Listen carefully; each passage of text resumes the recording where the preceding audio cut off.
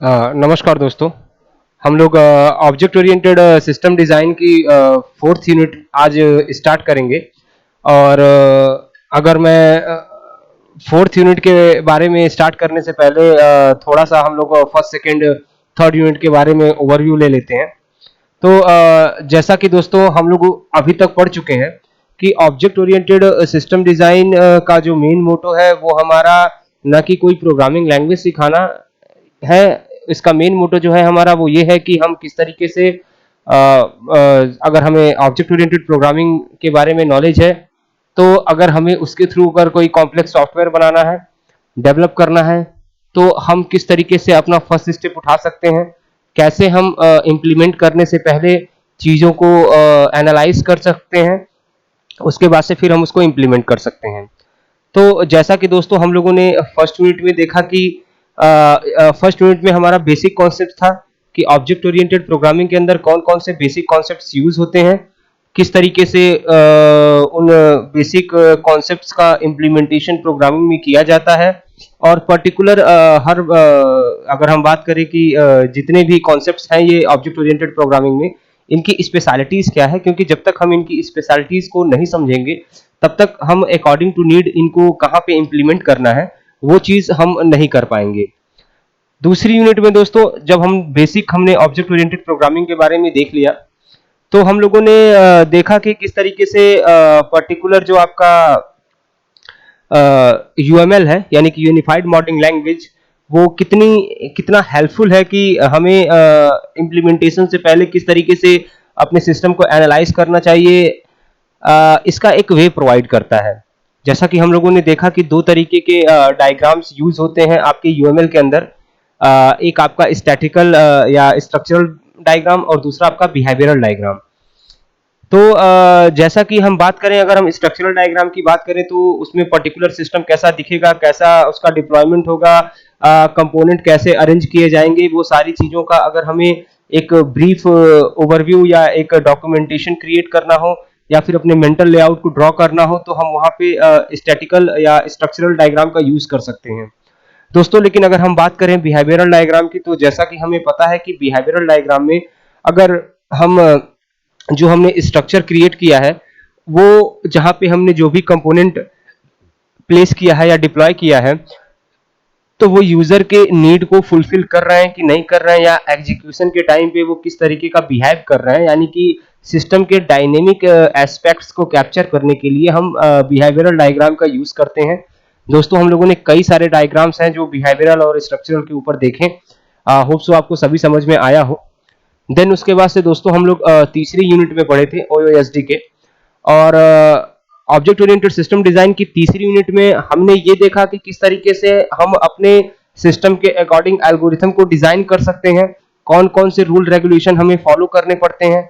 Implementation अगर हमारा सब कुछ क्रिएट हो गया है, तो हम इम्प्लीमेंटेशन करते समय किन किन रूल को हमें फॉलो करना होता है। अगर हमने कोई आर्किटेक्चर क्रिएट किया है, तो उसका डिजाइन का हमारे ऑप्टिमाइजेशन कैसे किया जा सकता है, या फिर डिजाइन ऑप्टिमाइजेशन करने की जरूरत हमें क्यों पड़ती है। ये सारे क्वेश्चंस के आंसर हमने थर्ड यूनिट में देखे थे। और हमने ये भी देखा था कि ऑब्जेक्ट ओरिएंटेड पैराडाइम्स किस तरीके से आपका इंपरेटिव पैराडाइम्स यानी कि स्ट्रक्चरल या प्रोसीजरल लैंग्वेज से डिफरेंट है। और होप सो आपको अभी तक 3 यूनिट देखने के बाद ये समझ में आ गया होगा कि क्यों हम कॉम्प्लेक्स सॉफ्टवेयर जब भी बनाने की कोशिश करते हैं तो हम ऑब्जेक्ट ओरिएंटेड प्रोग्रामिंग का यूज करते हैं, क्योंकि हमें पता है कि इसमें जो मेन ओरिएंटेशन है वो ऑब्जेक्ट के ऊपर है, जो कि एक रियल वर्ल्ड एंटिटी होती है। हम अकॉर्डिंग टू प्रॉब्लम अलग अलग ऑब्जेक्ट्स ले सकते हैं और उनके थ्रू हम पर्टिकुलर सिस्टम को क्रिएट कर सकते हैं। इसका बेनिफिट या एडवांटेज ये हो सकता है कि हम अगर कहीं कोई प्रॉब्लम होती है तो हमें पूरे प्रोग्राम को न एनालाइज करने के हम डायरेक्ट वहां पे फोकस करते हैं जहां पे हमने उस ऑब्जेक्ट को क्रिएट किया है। और दूसरी स्पेशलिटीज इस लैंग्वेज की ये है कि फॉर फ्यूचर हम कोई भी सॉफ्टवेयर अगर फ्यूचर को देख के बना रहे हैं और आगे चल के अगर हमें कुछ भी फंक्शनलिटीज को ऐड करने की जरूरत पड़ रही है, तो भी हम ऑब्जेक्ट ओरिएंटेड सिस्टम डिजाइन की हेल्प से अगर सॉफ्टवेयर को या ऑब्जेक्ट ओरिएंटेड प्रोग्राम की हेल्प से अगर सॉफ्टवेयर को डेवलप कर रहे हैं, तो हम आसानी से नई फंक्शनलिटीज को उसमें ऐड कर सकते हैं अकॉर्डिंग टू यूजर नीड। और हमें पुराने जितने भी फंक्शनलिटी हैं उनमें कुछ भी चेंज नहीं करना होता है। लेकिन अगर यही प्रोसीजरल लैंग्वेज हो तो हमें नई फंक्शनलिटीज को ऐड करने के लिए पूरे अपने स्ट्रक्चर को ही चेंज करना पड़ता है। तो बहरहाल दोस्तों हम लोगों ने 3 यूनिट पढ़ ली है। होप सो आपको तीनों यूनिट समझ में आई हो। अब हमारी चौथी यूनिट है और चौथी यूनिट का जो हमारा पहला पॉइंट है सी प्लस प्लस बेसिक। ठीक है दोस्तों, sorry, C plus plus basic. तो हम सबसे पहले ओवरव्यू की तरफ चलें और देखते हैं कि ओवरव्यू क्या है सी प्लस प्लस का। ठीक है, तो अगर हम ओवरव्यू को देखें तो देखिए जैसा हमें पता है सबसे पहले चीज की ऑब्जेक्ट ओरिएंटेड डिजाइन या ऑब्जेक्ट ओरिएंटेड प्रोग्रामिंग की बात करें तो हम दो लैंग्वेजेस को अक्सर बोलते हैं। एक आपका सी प्लस प्लस है और दूसरा की अगर हम बात करें तो वो आपका जावा हो जाती है। इसके अलावा और भी ऑब्जेक्ट ओरिएंटेड लैंग्वेजेस हैं, लेकिन मोस्टली हम इन लैंग्वेजेस के बारे में ज्यादा डिस्कस करते हैं। तो अगर हम सी प्लस प्लस की बात करें तो सबसे पहले मैं बता दूं कि ये ऑब्जेक्ट ओरिएंटेड फीचर को अडॉप्ट करती है, लेकिन प्योरली हम इसको ऑब्जेक्ट ओरिएंटेड लैंग्वेज नहीं कहते हैं। वहीं जावा की बात करें तो ये प्योरली ऑब्जेक्ट ओरिएंटेड लैंग्वेज है। तो आइए हम समझते हैं सी प्लस प्लस के बारे में कि एक्चुअल में सी प्लस प्लस है क्या। तो सी प्लस प्लस जैसा कि लिखा हुआ है कि C plus plus is a statically typed compiled general purpose case sensitive free from programming language that support procedural object oriented and generic programming। यानी C++ आपके प्रोसीजरल को भी सपोर्ट करता है, ऑब्जेक्ट ओरिएंटेड को भी सपोर्ट करता है और जेनरिक प्रोग्रामिंग तीनों को सपोर्ट करता है। ठीक है, उसके बाद से दोस्तों अगला पॉइंट जैसा कि लिखा हुआ है कि C++ is regarded as a middle level language as it comprises a combination of both high level and low level language further। मतलब कि इसको हम मिडिल लेवल लैंग्वेज इसलिए कहते हैं क्योंकि ये लो लेवल लैंग्वेज और हाई लेवल लैंग्वेज दोनों का कॉम्बिनेशन है, इसलिए हम इसको मिडिल लेवल लैंग्वेज कहते हैं। C++ was developed by Bajaran String in 1979 at Bell Lab in Murray Hill, New Jersey as an enhanced enhancement to the C language and originally named C with class but later it was named C++ in 1983। यानी पहले इसको C language with class कहा जाता था, जो कि America new Jersey के bell laboratory में ब्रिजन द्वारा बनाया गया था और बाद में इसको हम 1983 में हम लोग इसको C++ कहने लगे। पहले इसको C with class कहा जाता था। ठीक है, तो C++ is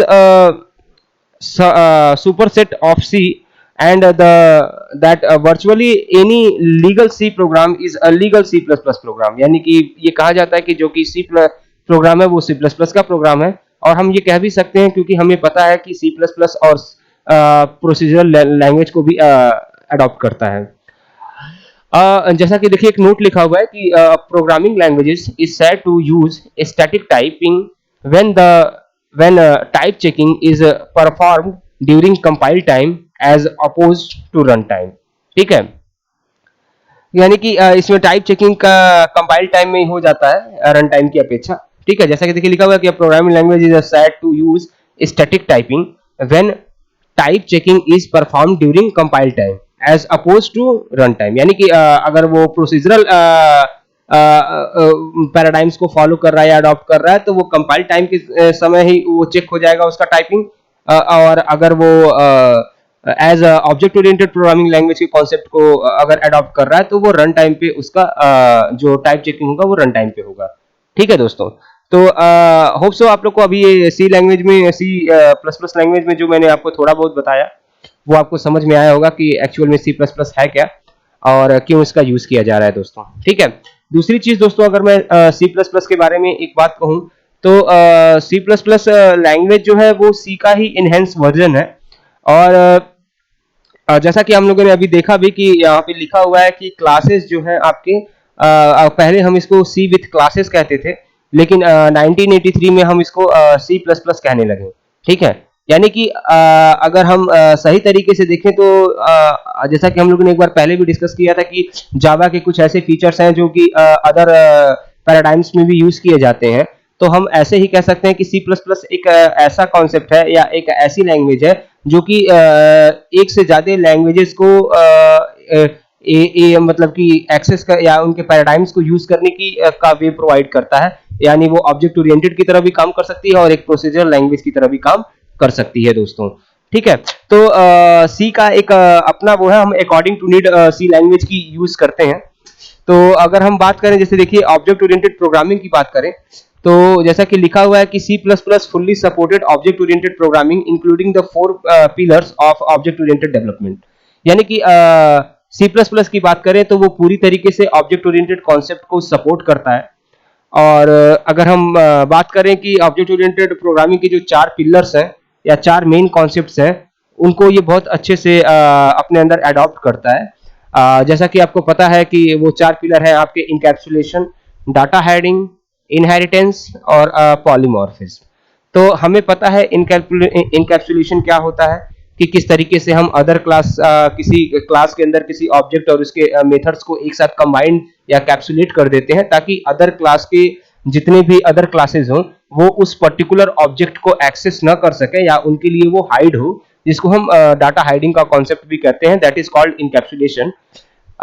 इनहेरिटेंस सॉरी एक आपका इंफॉर्मेशन हाइडिंग का भी कॉन्सेप्ट है, जिसमें हम पब्लिक और प्राइवेट मेंबर का यूज करते हैं, जिसके थ्रू हम जो फंक्शनलिटी यूजर को शो करना चाहते हैं वो फंक्शनलिटी शो करते हैं, और जो फंक्शनलिटी हम यूजर को नहीं शो करना चाहते वो फंक्शनलिटी हम यूजर से को शो नहीं करते हैं। ठीक है दोस्तों, ठीक इसी तरीके से आपका इनहेरिटेंस का कॉन्सेप्ट है और पॉलीमॉर्फिज्म का कॉन्सेप्ट है। ये जो अगर हम बात करें इनहेरिटेंस और पॉलीमॉर्फिज्म की, तो ये दोनों के दोनों रीयूजेबिलिटी को, एक मिनट, रीयूजेबिलिटी को सपोर्ट करते हैं।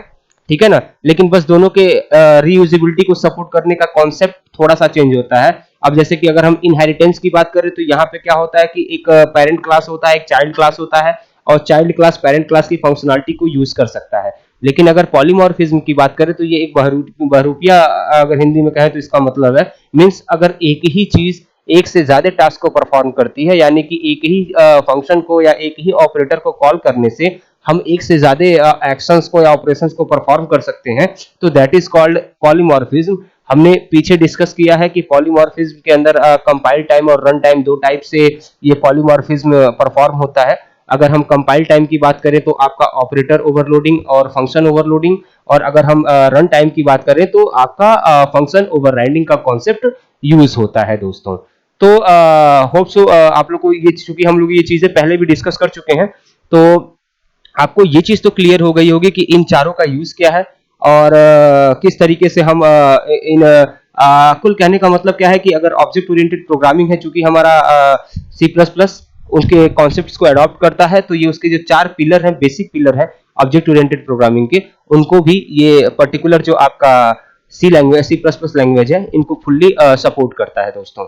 ठीक है, अब स्टैंडर्ड लाइब्रेरीज की बात करें तो जैसा कि देखिए लिखा हुआ है कि standard C plus plus consist of 3 important parts, यानी कि 3 इंपॉर्टेंट पार्ट्स हैं आपके सी प्लस प्लस में। तो जैसा कि लिखा हुआ है कि the core language giving all the building blocks including variable, data type and literals etc. ठीक है ना, यानी कि जो ब्लॉक्स होते हैं वो वेरिएबल, डाटा टाइप, इन्हीं सारी चीजों में बटे होते हैं। और the C plus plus standard library give a rich set of functions manipulating files, string etc. और जो स्टैंडर्ड लाइब्रेरीज होती हैं ये अगर एक तरीके से कहें तो ये फंक्शंस का सेट होती हैं। ठीक है ना, जो अकॉर्डिंग टू नीड हम जब भी जरूरत होती है तो प्रोग्राम में तो सिस्टम लाइब्रेरी फाइल से एक्सेस करता है और उसका यूज करता है दोस्तों। ठीक है ना, the standard template library given a rich set of methods manipulating data structures.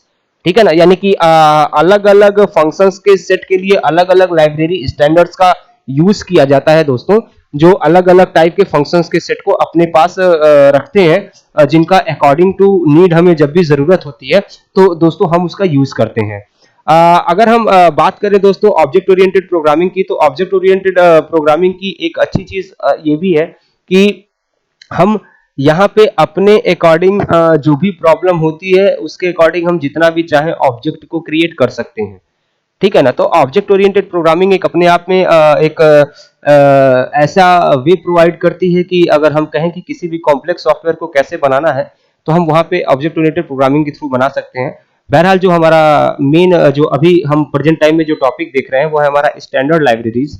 और स्टैंडर्ड लाइब्रेरीज अगर सिंपल वर्ड में हम समझे तो सेट ऑफ फंक्शंस होता है जो कि अकॉर्डिंग टू नीड सिस्टम उसका यूज करता है या प्रोग्राम उसका यूज करता है जब भी उसको जरूरत होती है। वो उस टाइप के जैसे कि हमें पता है कि अगर सी में अगर हम कोई मैथ से रिलेटेड कॉम्प्लेक्स अगर न्यूमेरिकल्स सॉल्व करते हैं तो वहां पे हम मैथ डॉट एच का यूज करते हैं, क्योंकि मैथ डॉट एच एक ऐसी लाइब्रेरी फाइल है जिसके अंदर मैथ से रिलेटेड जितने भी फॉर्मूलेज होते हैं उनका कैलकुलेशन, उनके बारे में सारी इंफॉर्मेशन वहां पे सेव होती है।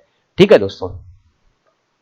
अब लर्निंग सी प्लस प्लस की बात करें तो जैसा कि लिखा है कि the most important things while learning C plus plus is to focus on concept. यानी कि जो main object oriented programming learning अगर हम पढ़ रहे हैं तो क्या है कि वो सीधे कॉन्सेप्ट के ऊपर फोकस करता है। The purpose of learning a programming language is to become a better programmer, that is to become more effective at designing and implementing new system and in maintaining old ones. ठीक है दोस्तों। तो जैसा कि देखिए ये लिखा है और ये कह रहा है कि द मेन पर्पज क्या है इस सी प्लस प्लस को पढ़ने का, कि हम एक अच्छे प्रोग्रामर बन सकें, अच्छे सिस्टम को डिजाइन और इम्प्लीमेंट कर सकें और पुराने सॉफ्टवेयर को नए वर्जन में कन्वर्ट कर सकें। C plus plus support a variety of programming style. You can write in the style of Fortran, C, Smalltalk, etc. in any language. Each style can achieve its aims effectively while maintaining runtime and space efficiency. ठीक है। तो जैसा कि आप लोग देख रहे हैं कि हमें सी प्लस प्लस क्यों पढ़ना चाहिए, तो अगर हम इसके ऊपर फोकस करें तो हमें ये चीजें समझ में आ रही हैं कि चूंकि सी ऑब्जेक्ट ओरिएंटेड सिस्टम डिजाइन के सारे फीचर्स को फॉलो करती है। ठीक है ना। तो हमें पता है कि अगर हमें कोई भी कॉम्प्लेक्स सॉफ्टवेयर बनाना है तो हम ऑब्जेक्ट ओरिएंटेड पैराडाइम्स का यूज करके बहुत ही आसानी से हम एक अच्छा सॉफ्टवेयर और एक कॉम्प्लेक्स सॉफ्टवेयर बना सकते हैं, जो कि जिसका मेंटेनेंस भी ये काफी इजी होता है। और फॉर फ्यूचर अगर हमें उसमें कोई नई फंक्शनलिटी को यूज करना हो तो भी हम उसमें इंप्लीमेंट कर सकते हैं पुरानी फंक्शनलिटी को बिना कोई इफेक्ट किए। ठीक है दोस्तों। तो सी प्लस प्लस पढ़ने का जो हमारा मेन मोटो है वो यही है, क्योंकि ये ऑब्जेक्ट ओरिएंटेड प्रोग्रामिंग को सपोर्ट करता है, तो इसके थ्रू हम कॉम्प्लेक्स सॉफ्टवेयर को आसानी से डेवलप कर सकते हैं। ठीक है। तो चलिए हम अपने नए स्लाइड पे चलते हैं। तो जैसा कि बात करें use of C plus plus, तो सी प्लस प्लस का यूज क्या क्या हो सकता है, तो देखिए जैसे कि लिखा हुआ है कि C plus plus is used by hundreds of thousands of programmers in essentially every application domain. यानी कि सौ हजारों प्रोग्रामर्स जो है वो अपने अपने एप्लीकेशन डोमेन के लिए सी प्लस प्लस का यूज करते हैं। C++ is being highly used to write device drivers and other software that rely on direct manipulate of hardware under real time constraints। यानी कि मोस्टली हम सी प्लस प्लस प्रोग्रामिंग की बात करें तो हम ड्राइवर्स को क्रिएट करने के लिए जो सिस्टम ड्राइवर्स हम बनाते हैं उसको हम सी प्लस प्लस की हेल्प से बनाते हैं। कई सारे सॉफ्टवेयर्स हैं जिनको हम C plus plus programming language की हेल्प से बनाते हैं। ठीक है दोस्तों। अगर हम अगले पॉइंट की बात करें तो जैसा कि लिखा हुआ है कि C plus plus is widely used for teaching and research because it is clean nose for successful teaching of basic concepts। यानी कि सी प्लस प्लस का यूज आपको टीचिंग में भी हम करते हैं, रिसर्च के काम में भी हम सी प्लस प्लस का यूज करते हैं, और ये बेसिक कॉन्सेप्ट को समझने का सबसे बेस्ट तरीका है ऑब्जेक्ट ओरिएंटेड प्रोग्रामिंग के। ठीक है। Anyone who has used either an apple Macintosh or a PC running Windows has indirectly used C++ because the primary use interfaces of these system are written in C++। तो जैसा कि आप देख रहे हैं कि अगर बहुत सारी अगर आपको मतलब कि पीसी में जो रनिंग विंडोज है और भी बहुत सारी चीजें हैं जो हम सी प्लस प्लस के यूज से बना सकते हैं।